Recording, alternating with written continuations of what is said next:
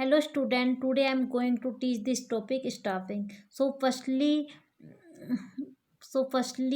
we learn meaning of staffing, then importance of staffing, then staffing process, then components elements of staffing, then recruitment process, then selection process, then we study training and development, then methods of training, and last topic the common and popular techniques of training under on the jobs methods are, and same methods of under of the jobs.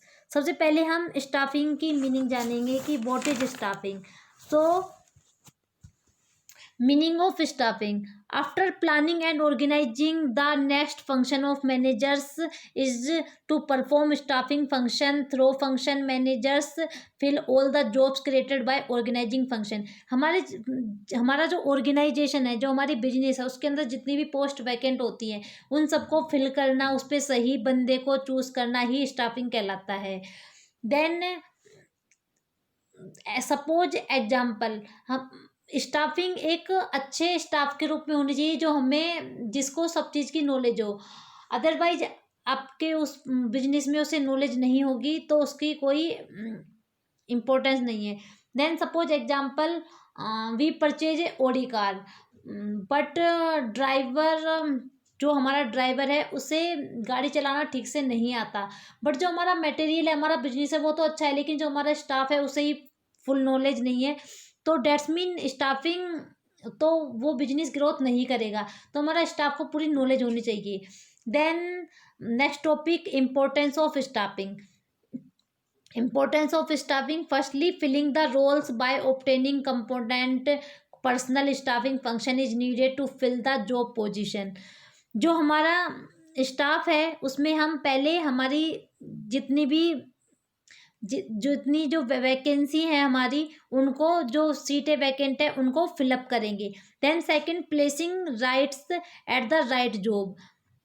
जो बंदा सही position पे है, जो बंदा जिस सही बंदे को सही पोजीशन पे बैठाना ही स्टाफिंग कहलाता है. मान लो अकाउंटेंट की पोस्ट खाली है तो उस पर अकाउंट की नॉलेज रखने वाला व्यक्ति ही बैठेगा, वही व्यक्ति ही डिजर्व करता है.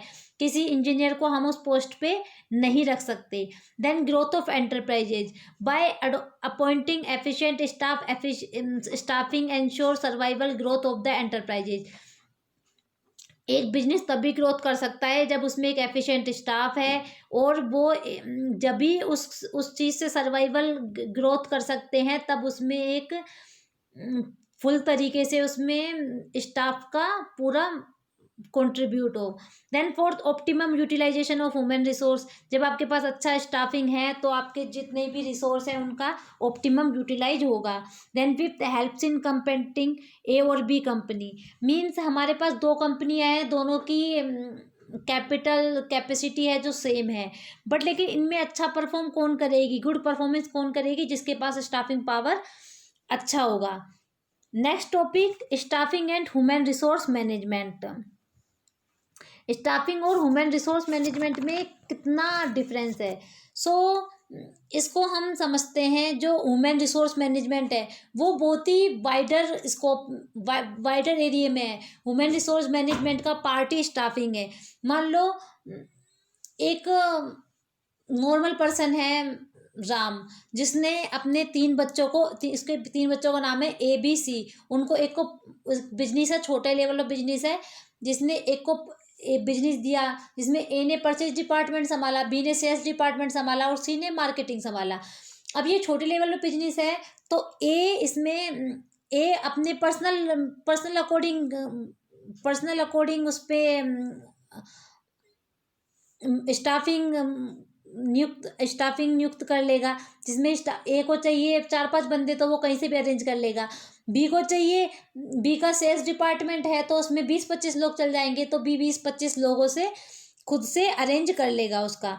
देन सी के पास मैंने मार्केटिंग डिपार्टमेंट है, तो मार्केटिंग डिपार्टमेंट में उसके लिए 4-5 लोग हैं तो वो एफिशिएंट खुद से उसको अरेंज कर लेगा. लेकिन अदरवाइज यही बिजनेस आगे चल के राम का बिजनेस जियो के बिजनेस में कन्वर्ट हो जाता है. तो यहाँ पे 20-25 लोग, 4-5 लोग और 10-15 लोगों की जगह अब इन लोगों से काम नहीं चलेगा. अब यहाँ हजारों लाखों लोगों में लाखों लोगों में स्टाफिंग पे सिलेक्शन होगा, तो अब इनको एक अलग से लार्ज लेवल पे सिलेक्शन करना होगा। तो ये लार्ज लेवल पे जब सिलेक्शन होता है, जब पूरे बिजनेस में होता है, तो वो होता है हमारा ह्यूमन रिसोर्स मैनेजमेंट। तो staffing is a part of human resource management. So, human resource management is the part of management process which develops and manages the human elements of the enterprises, considering their knowledge, skill, creativity, talents, and potential for contributing towards organizational objects। जो human resource management का part है, which develops, ये क्या क्या develop करता है human में, उनकी नॉलेज डेवलप करता है, स्किल्स डेवलप करता है, क्रिएटिविटी डेवलप करता है, उनका टैलेंट देखता है, फॉर कंट्रीब्यूटिंग टूवर्ड, कि जो भी हमारे जिस भी व्यक्ति को हम हमारे स्टाफ में हम चूज कर रहे हैं, उसको ज्वाइन करवा रहे हैं, वो हमें कितना कंट्रीब्यूट दे सकता है, वो कितने अच्छे से हमारे बिजनेस में परफॉर्म करे, जिससे हमारा बिजनेस की ग्रोथ रेट ऊंची हो। Then second, generally when these functions are carried out at small scale level in small organization by every manager, we call it as staffing function. But when these functions are performed at large scale in big organization, there is a need to create a separate department called human resource management department। Generally when these function are carried out of small scale level, जब हमारा business small scale level पे हो, जब हमारा business small scale level पे हो, तो हम किस चीज़ से हम स्टाफ की नियुक्ति करेंगे, तो वो कहलाती है then called is staffing. But हमारा जब बिजनेस बहुत ही वाइड एरिया में हो, या फिर बहुत ही बिग लेवल हो जाए, बिग ऑर्गेनाइजेशन होता है, तब हमें किस चीज़ की नीड होती है, ह्यूमन रिसोर्स मैनेजमेंट की। Then it's called human resource department या फिर human resource management department. Then next topic is human resource management activities. Firstly human resource planning. पहले हम ह्यूमन रिसोर्स प्लानिंग करते हैं कि हमें कितने लोग चाहिए हमारे ऑर्गेनाइजेशन के लिए, कितने, उसकी क्वालिफिकेशन क्या होनी चाहिए, किस डिपार्टमेंट में नीड है, हमें किस चीज़ में किस तरीके से उनसे काम करवाना चाहिए। तो पहले ह्यूमन रिसोर्स मैनेजमेंट इन चीज़ों की प्लानिंग करता है। Then second, employing people. पहले हम हमारी वैकेंट सीट देख लेते हैं कि कितने लोगों की ज्वाइनिंग करवानी है, क्या क्या क्वालिफिकेशन होगी। फिर उसके बाद हम एम्प्लॉय करेंगे, तो सबसे पहले हमारा कौन सा प्रोसेस होता है, रिक्रूटमेंट के थ्रू पहले हम एडवर्टाइजिंग करते हैं कि हमें कितने चीज़ों की, कितने स्टाफ की नीड है, कितने लोगों की नीड है हमें। Then second, selection process. फिर उनका सिलेक्शन प्रोसेस करते हैं हम हमारे पर्सनल तरीके से, इंटरव्यू के तरीके से, रिटर्न टेस्ट से, या फिर उनकी पर्सनल नॉलेज से। Then third, career growth, training and development. जब उन लोगों का सिलेक्शन होता आता है, तो हम उनके, जो भी बंदा है जिस पोस्ट पे अकाउंटेंट है, तो अकाउंटेंट से वो ऊंची पोस्ट पे जाना चाहेगा, वो सेम पोस्ट पे नहीं बना रहना चाहेगा, तो उनकी कैरियर ग्रोथ के बारे में सोचते हैं। Fourth, performance feedback and appraisal.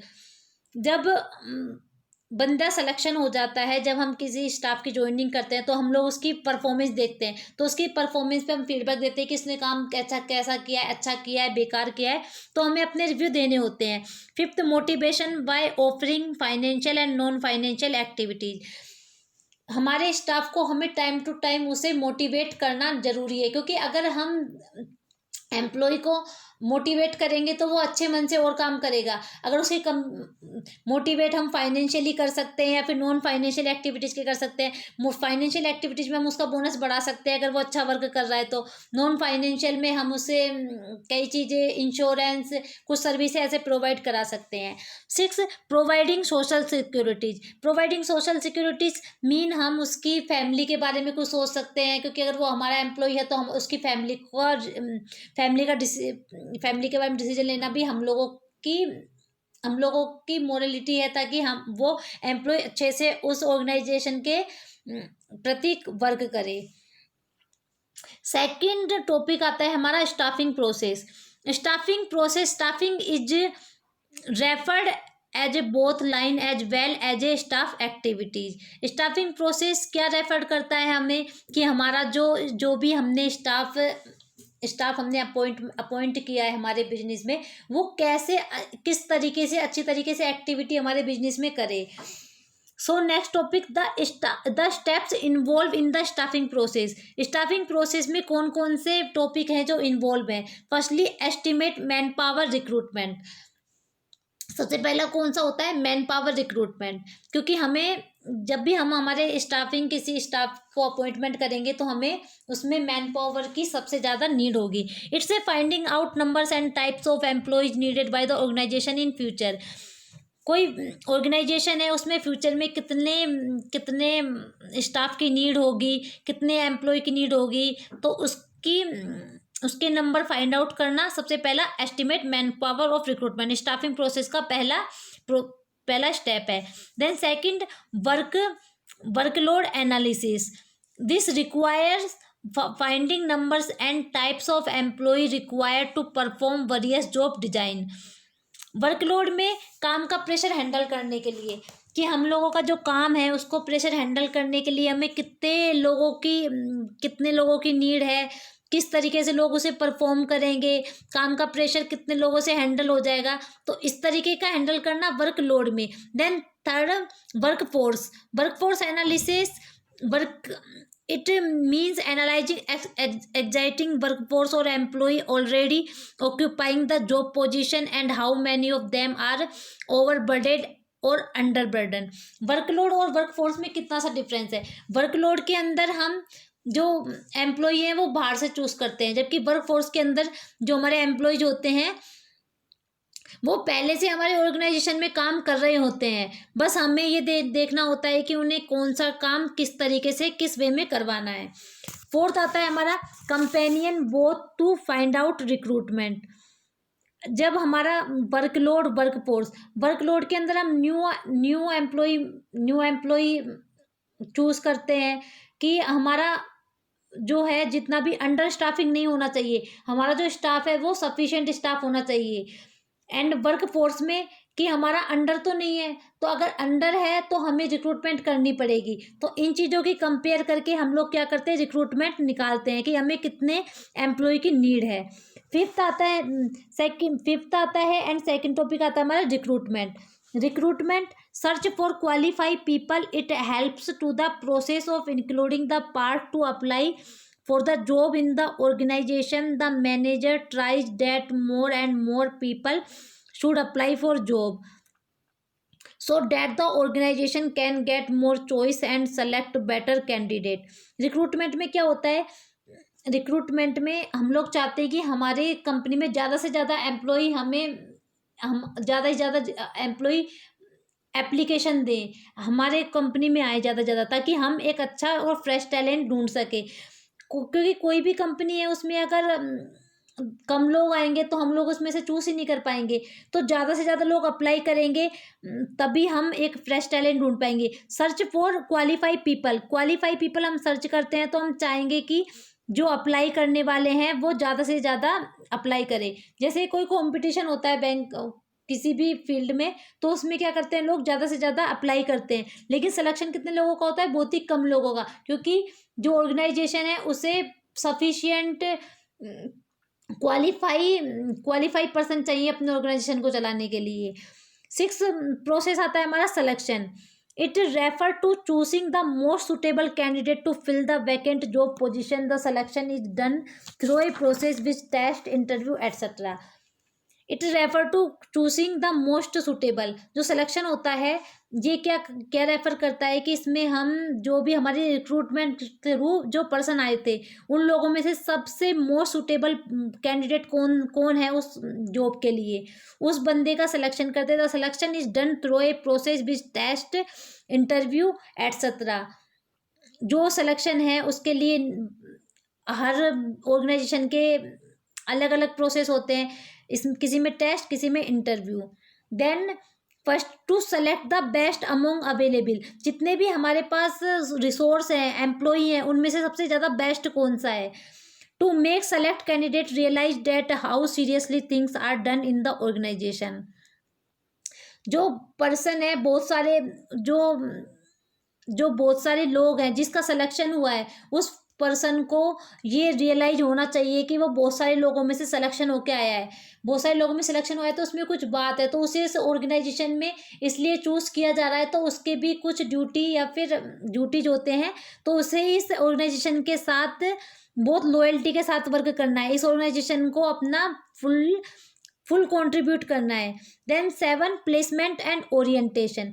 Placement after selection हमें जो ज्वाइनिंग मिलती है, जो उसे प्लेसमेंट मिलता है, उस पर्सन को जो सिलेक्शन होके आया है, दिस इज प्लेसमेंट। वो जॉब के अंदर आ गया है, जॉब के अंदर वर्क कर रहा है, ऑर्गेनाइजेशन के अंदर, ऑर्गेनाइजेशन का पार्ट हो गया है, it is placement. Then orientation के थ्रू हम लोग पुराने एम्प्लॉय से न्यू एम्प्लॉय की जान पहचान कराते हैं, उन लोगों से इंट्रोड्यूस कराते हैं, दैट्स ओरिएंटेशन।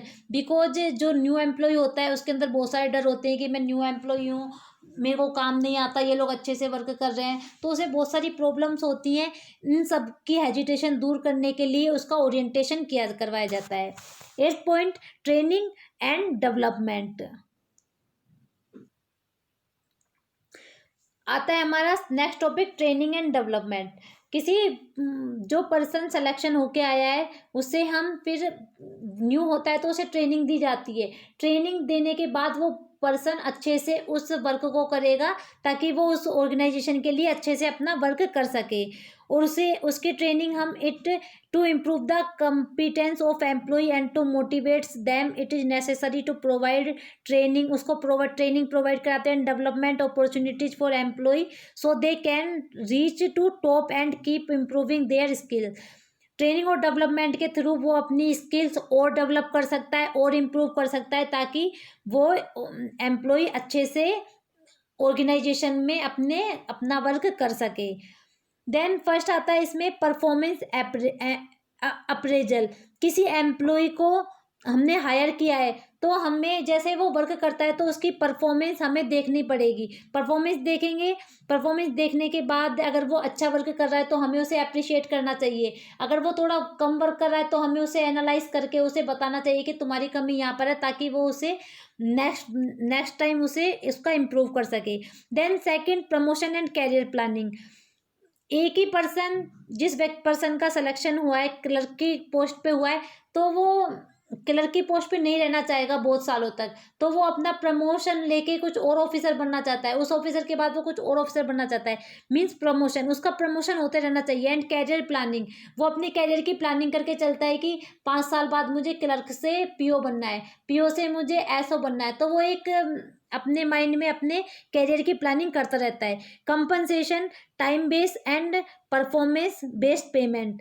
कंपनसेशन में जो एम्प्लॉय हमारे ऑर्गेनाइजेशन के अंदर वर्क कर रहा है उसे हमें सैलरी देनी होती है, तो हम 2 तरीके से दे सकते हैं, तो टाइम बेस्ड पेमेंट, एक performance based payment. Time based payment मतलब 1 मंथ आफ्टर 1 मंथ हमें सैलरी देनी होती है। परफॉर्मेंस बेस्ड पेमेंट, अगर किसी पर्सन की जो हमने एम्प्लॉय हमने रिक्रूट किया है हमारे ऑर्गेनाइजेशन में, अगर उसका बहुत अच्छा वर्क है, बहुत अच्छी परफॉर्मेंस है, तो हमें उसे बहुत अच्छा पेमेंट देना चाहिए उसकी परफॉर्मेंस के अकॉर्डिंग, ताकि जो दूसरा एम्प्लॉय है वो भी उससे मोटिवेट होके और अच्छा परफॉर्मेंस करे, ताकि हमारा ऑर्गेनाइजेशन है जो ग्रोथ करे, फिर तीसरा पर्सन उसे और इम्प्रूव हो तो वो और अच्छे से परफॉर्मेंस करे, देन इस चीज़ से हमारा ऑर्गेनाइजेशन और अच्छे से ग्रोथ करता है। Next topic is component of staffing. Staffing के कंपोनेंट, फर्स्ट पहले सोर्स ऑफ रिक्रूटमेंट, जो हम पहला आता है कंपोनेंट में, जो स्टाफिंग का सबसे मेजर कंपोनेंट है वो है हमारा रिक्रूटमेंट। अब रिक्रूटमेंट किस तरीके से की जाती है, पहले सोर्स ऑफ रिक्रूटमेंट, हमारे 2 टाइप्स के सोर्स ऑफ रिक्रूटमेंट होते हैं, पहला internal sources, then second external sources. पहले हम इंटरनल सोर्सेज को देखते हैं। इंटरनल सोर्सेज में हम ऑर्गेनाइजेशन के